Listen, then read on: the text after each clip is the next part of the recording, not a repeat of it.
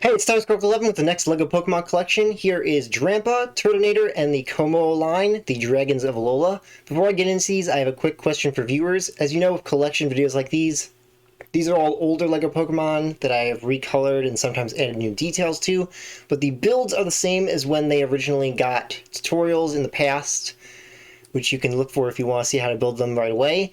But would you want to see me remake those old tutorials, since the old ones are pretty low quality videos?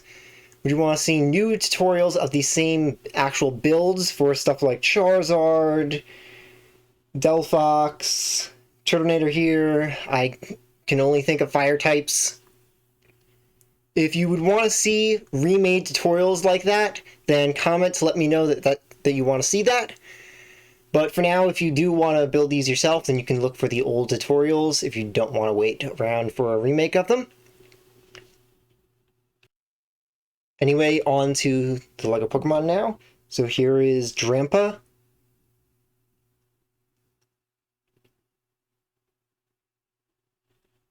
I really like this weird old guy. I just wish that Alola Pokemon were more useful. They all really got just the short end of the stick. Very few of them were useful, and most of them didn't even get much in the way of advertising because they came around at the time period where Pokemon don't have very long to be relevant.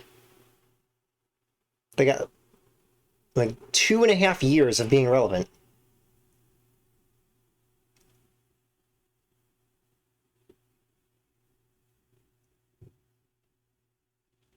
They really need to make generations last longer so that poor guys like this can have their time to shine.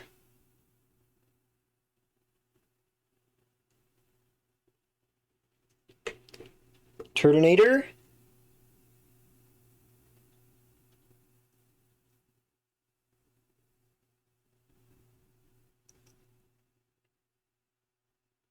Would also help if they introduce less new Pokemon at a time so that the ones they do introduce don't get overshadowed by the others.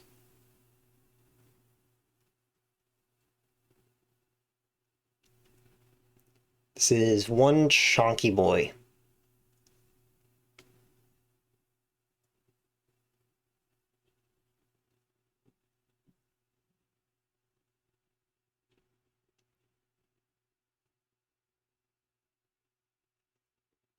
I actually forgot which one of these came first in the Pokedex. I'm not sure. Normally I show everything in Dex order, so I forget which one I should have shown first.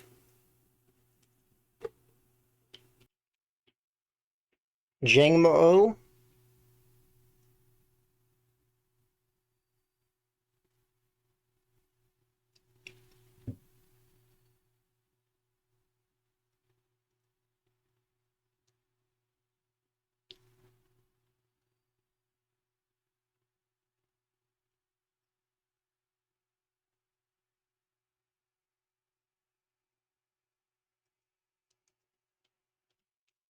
Hakamo-o. So this one, hang on, let it focus.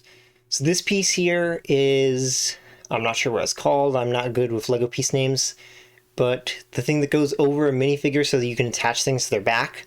So I took that and I cut the sides of it so that it's more of a rounded shape instead of just a flat brick shape.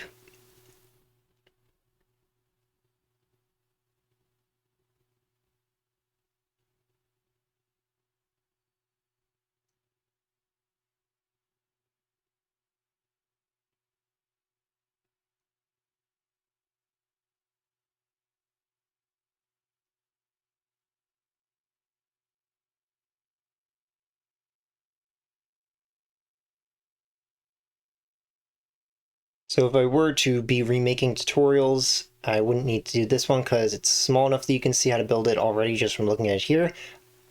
I can't remember if I actually did give it a tutorial in the past or not, but as I said before, if you want to see how to build the big ones, then those already had tutorials you can look for. If you do want me to do remakes of tutorials, but you don't want to wait around for me to eventually get to these,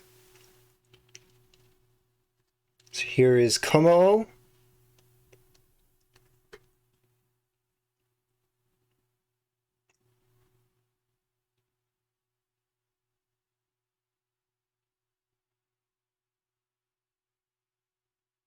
Focus, please.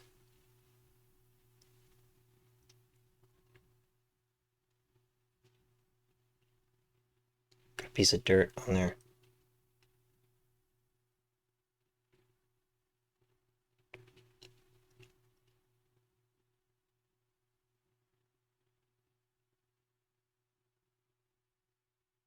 So this is probably one of the weirdest builds I've ever had to do, just because of the very strange shape this thing is in.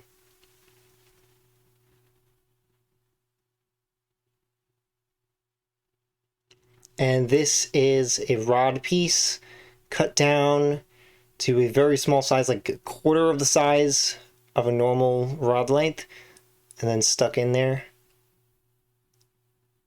It's attached into the top flower.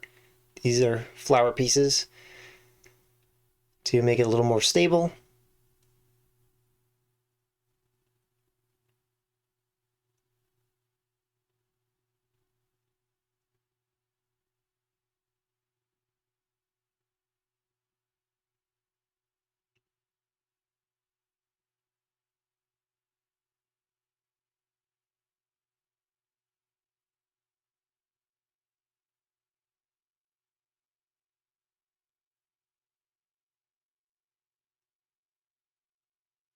And a very interesting silhouette this thing gives.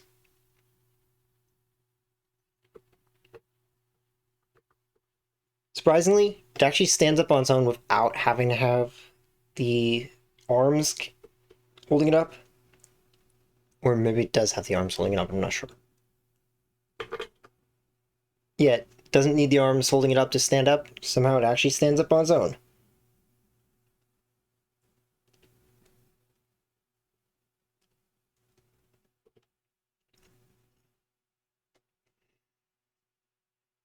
So if you watch the end, then comment Blossom Dance down below, along with answering that question on, do you want me to make remake tutorials for older LEGO Pokemon that I've already done tutorials on in the past, a long time ago, so that you can see them in better quality.